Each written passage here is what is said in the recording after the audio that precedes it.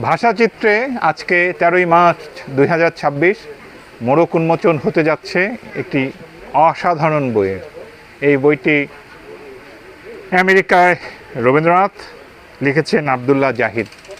আবদুল্লাহ জাহিদ আমাদের বন্ধু, তিনি ময়মনসিংহের মানুষ, ছোটোবেলায় চাঁদের হাট করতেন, কিন্তু এখন তিনি অনেক বড় মানুষ। তিনি নিউ ইয়র্কে কুইন্স লাইব্রেরির একজন লাইব্রেরি বিশেষজ্ঞ, আমরা বলতে পারি লাইব্রেরিয়ান।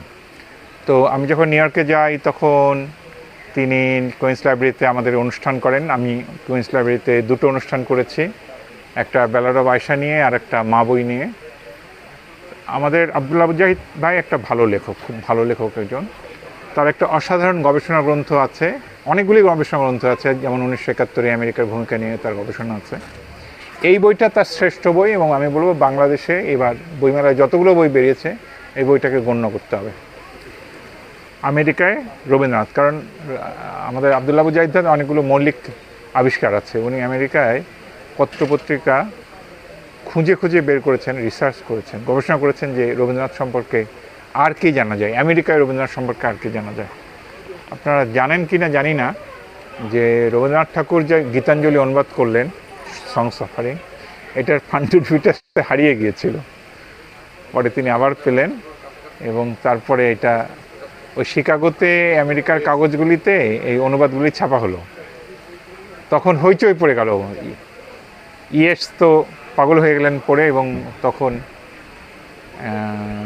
ওনার সম্পর্কে, রবীন্দ্রনাথ সম্পর্কে সারা পৃথিবীতে আগ্রহ তৈরি হলো, ইংল্যান্ডে আগ্রহ তৈরি হলো, এবং ফাইনালি ওনার নাম পেশ করা হলো। যখন সংস সাফারিংস বেরিয়ে গেল, রবীন্দ্রনাথের নাম প্রস্তাব করা হলো নোবেল পুরস্কারের জন্য। তো 1913 সালে রবীন্দ্রনাথ নোবেল পেলেন। যে রবীন্দ্রনাথ নোবেল পেলেন, এইটার পেছনে আমি বলবো যে আমেরিকার ভূমিকা আছে, কারণ আমেরিকায় এই অনুবাদগুলো নিয়ে তিনি ঘুরছিলেন, এবং আমেরিকার কাগজে শিকাগোতে প্রথম এটা প্রকাশিত হয়।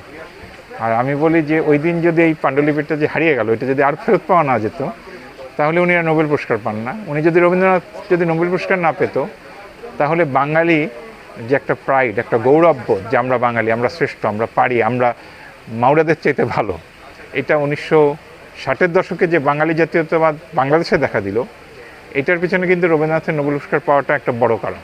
কারণ ভাষাটা আমাদের ভালো, আমাদের ভাষা আন্তর্জাতিক মানসম্পন্ন, আমরা যারা বাংলায় কথা বলি তারা বাঙালি, আমরা যারা বাঙালি তারা আমরা পাকিস্তানিদের পদানত থাকতে পারি না। এই যে বোধটা বাংলাদেশের মানুষের মধ্যে দেখা দিল, এটার পিছনে রবীন্দ্রনাথ ঠাকুরের নোবেল পুরস্কার পাওয়াটা একটা কারণ। আমাকে উড়িষ্যার লেখক সরোজিনী সাহু বলেছেন, যিনি আমার বই মা ইয়েতে অনুবাদ করিয়েছিলেন উড়িষ্যায়, উড়িয়া ভাষায়। উনি বলছেন যে উনি তো বাংলাভাষী না, উনি বলছেন বাঙালিদের একটা সমস্যা হচ্ছে, বাঙালিরা সবাই নিজেকে মনে করে সে নোবেল পুরস্কার পেয়েছে, এবং সবাই মনে করে যে সে পণ্ডিত রবিশঙ্কর বা সত্যজিৎ রায়ের মতন সে, ধরা যাক, ফরাসি কান চলচ্চিত্র উৎসবের বড় পুরস্কারটা পেয়েছে এরকম, বা অস্কার পেয়েছে এরকম গৌরব বোধ করে। আমরাও বাংলাদেশের মানুষ মনে করি যে আমরা সবাই বাঙালি, আমরাও একটা করে বাংলা ভাষায় সাহিত্যে রবীন্দ্রনাথের মতন নোবেল পুরস্কার পেয়েছি। এই প্রাইডটা, এই আত্মমর্যাদা বোধটা বাংলাদেশ স্বাধীন করেছে।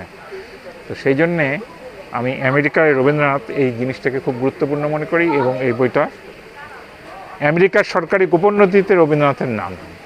এই যে গোয়েন্দা সংস্থাগুলি, এরাও কিন্তু সবসময় লেগে থাকে, তো রবীন্দ্রনাথের পিছনেও লেগেছিল, ফলে তার সম্পর্কে গোয়েন্দা তথ্যও প্রচুর আছে।